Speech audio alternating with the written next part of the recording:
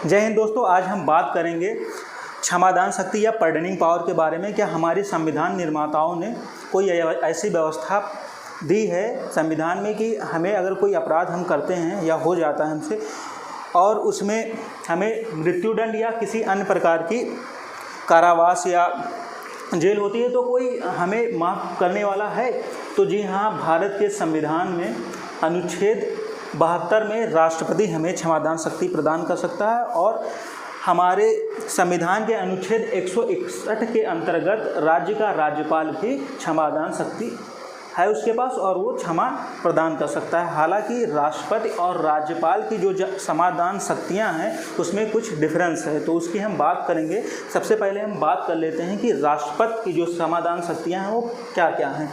अगर मान लीजिए कोई सैन्य न्यायालय है, कोर्ट मार्शल है, अगर उसने कोई उसमें अगर उसने किसी को कोई अपराध किया, अगर उसने सज़ा दी है तो वह उसको भी राष्ट्रपति क्षमा कर सकता है। सैन्य न्यायालय द्वारा अगर कोई दिया गया निर्णय है जिसमें किसी को सज़ा दी गई है तो उस सज़ा को माफ़ करने का अधिकार राष्ट्रपति को आर्टिकल 72 के तहत प्राप्त है।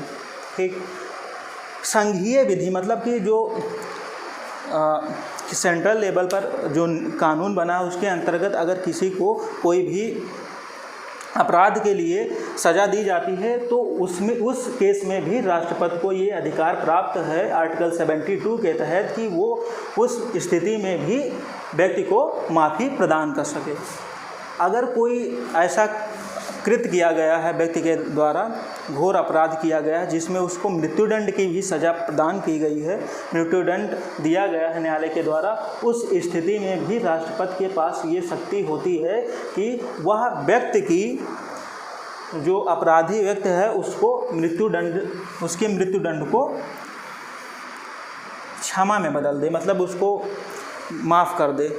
ठीक, तो राष्ट्रपति की जो क्षमादान शक्तियाँ हैं उसके अंतर्गत ये निम्नलिखित जो 5 प्रकार के व्यवस्थाएं दी गई हैं। एक उसमें से है क्षमा, जिसके पर्डन कहा जाता है उसको। उसके अंतर्गत जो अपराधी व्यक्ति है उसको बंदीकरण से भी मुक्ति मिल जाती है और दंड से, कि अगर उसको कोई दंड भी दिया गया है उससे भी मुक्ति मिल जाती है और उसको जेल से भी छोड़ दिया जाता है। और लघुकरण या कम्यूटेशन, उसमें क्या होती है, सज़ा की प्रकृति को बदल दिया जाता है। मान लीजिए अगर कोई मृत्युदंड दिया गया है किसी व्यक्ति को तो मृत्युदंड को बदल दिया जाएगा कठोर कारावास में, ये होता है लघुकरण में। तीसरी जो पावर है क्षमादान शक्ति की, उसके अंतर्गत आता है रेमिशन या परिहार। उसमें सज़ा की अवधि को बदला जाता है बिना प्रकृति बदले, कि अगर किसी को आजीवन कारावास दिया गया है सश्रम तो उसको बदला जा सकता है, या 2 वर्ष का कारावास दिया गया है सश्रम तो अवधि को कम कर दिया जाएगा, 2 साल से 1 साल कर दिया जाएगा, मगर वो सश्रम ही रहेगा, कठोर श्रम लिया जाएगा उनसे। बिना सज़ा की प्रकृति बदले सज़ा की अवधि कम करना परिहार या रेमिशन कहलाता है। विराम या रिस्पाइट कहते हैं।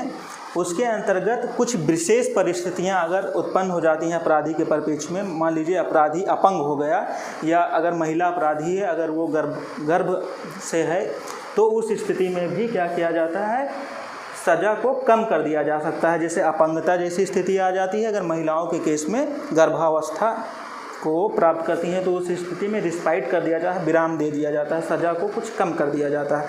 और 5वीं जो आती है वो आता है प्रावलंबन या रिप्राइव। रिप्राइव के अंतर्गत दंड को कुछ समय के लिए टाल दिया जाता है। जैसे मान लीजिए फांसी है, फांसी की सज़ा को कुछ समय के लिए टाल दिया जाएगा तो वो रिप्राइव कहलाया जाए। ये मेनली 5 प्रकार हैं जिसके जो आर्टिकल 72 के तहत जो राष्ट्रपति है निम्न प्रकार से या तो वो क्षमादान दे सकता है जिसके अंतर्गत उसको पूर्णतः क्षमा मिल जाएगी। लघुकरण, जिसके अंतर्गत सज़ा की प्रकृति को बदल दिया जाएगा, जो सज़ा है मृत्युदंड को बदल दिया जाएगा आजीवन कारावास या इसी प्रकार किसी में।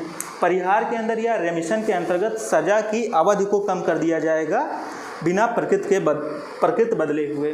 विराम में विशेष परिस्थितियां होंगी और विशेष परिस्थितियों में उसको सज़ा को कम कर दिया जाए। प्रावलंबन या रिप्राइव में दंड को कुछ समय के लिए टाल दिया जाएगा। अब हम तुलनात्मक अध्ययन कर लेते हैं कि राष्ट्रपति और जो राज्यपाल है उसकी क्षमादान शक्तियों में क्या अंतर है।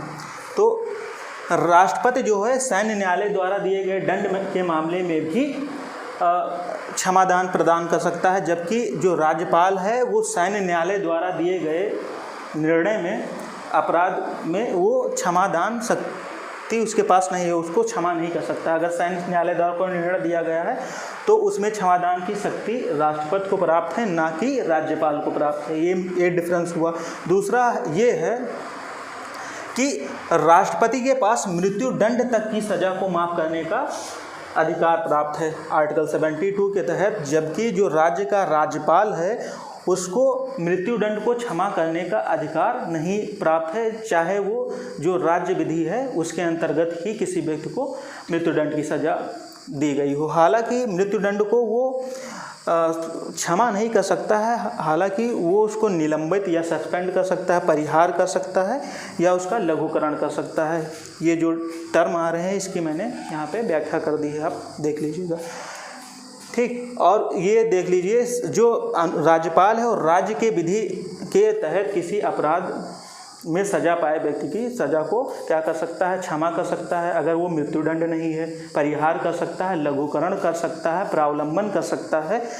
तो ये हो गया डिफरेंस राष्ट्रपति की क्षमादान शक्ति और राज्यपाल की क्षमादान शक्ति। और इसके जो टर्म्स आते हैं जो पूछे जाते हैं तो उसकी भी मैंने व्याख्या कर दी है। उम्मीद करता हूँ कि आपको इस छोटे से वीडियो में राष्ट्रपति या राज्यपाल की क्षमादान शक्तियों के बारे में पूरी जानकारी मिल गई होगी। तो इसी के साथ इस वीडियो को ख़त्म करते हैं। धन्यवाद। जय हिंद।